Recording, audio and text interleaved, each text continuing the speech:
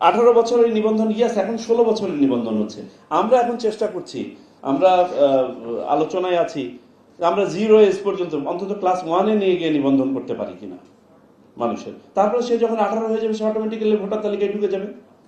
মানে তথ্য সংগ্রহের কাজটা, তার কারণ বাংলাদেশে এখন কমন প্রবলেম হচ্ছে আপনার এক তথ্য দিয়ে নাগরিক হয়, পরবর্তীতে এখন সংশোধনী চাই, 10 বছর বয়স কমিয়ে দেন। এই মুহূর্তে লক্ষাধিক আমাদের কাছে application pending just on this.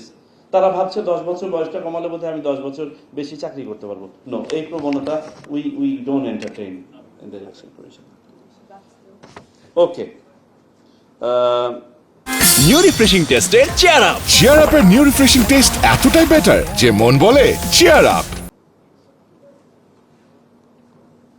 Dispute resolution নিয়ে একটা কথা এসেছে, আমাদের সাংসদ ছিলেন, চলে গেছেন।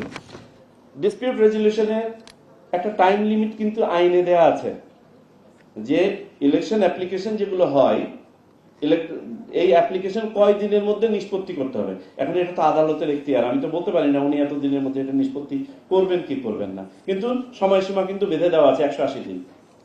Last but not the least, ইয়ে নিয়ে কথা হয়েছে, কিছু আচরণবিধি নিয়ে কথা হচ্ছে, মাইকের ব্যবহার ইত্যাদি।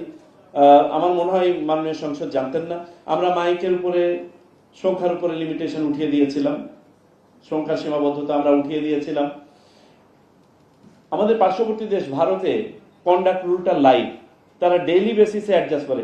এইবারে ইফেক্টিভলি বাংলাদেশ ইলেকশন কমিশনে আমাদের conduct rule became live, because আমরা we are facing new situations এবং আমাদেরকে প্রতিদিন এটা রেসপন্ড করতে হচ্ছিল।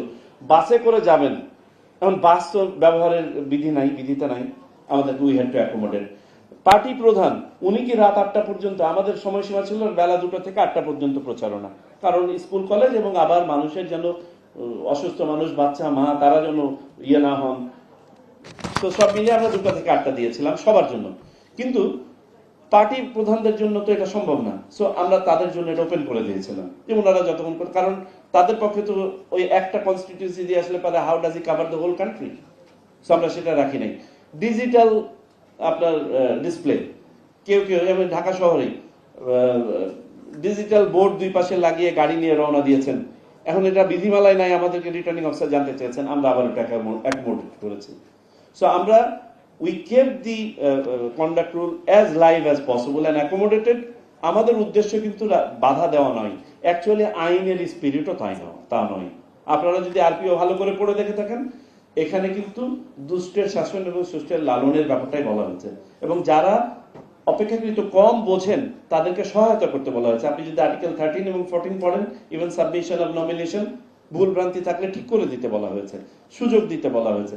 সো আমাদের ওই স্পিরিট কিন্তু শুধু ধরে ধরে বাদ দেওয়া নয়, বরং আমরা চেষ্টা করেছি যতজন বৈধভাবে এখানে অংশগ্রহণ করতে পারেন তারা যেন সর্বোচ্চ টুকু দিয়ে তারা অংশগ্রহণ করতে পারেন।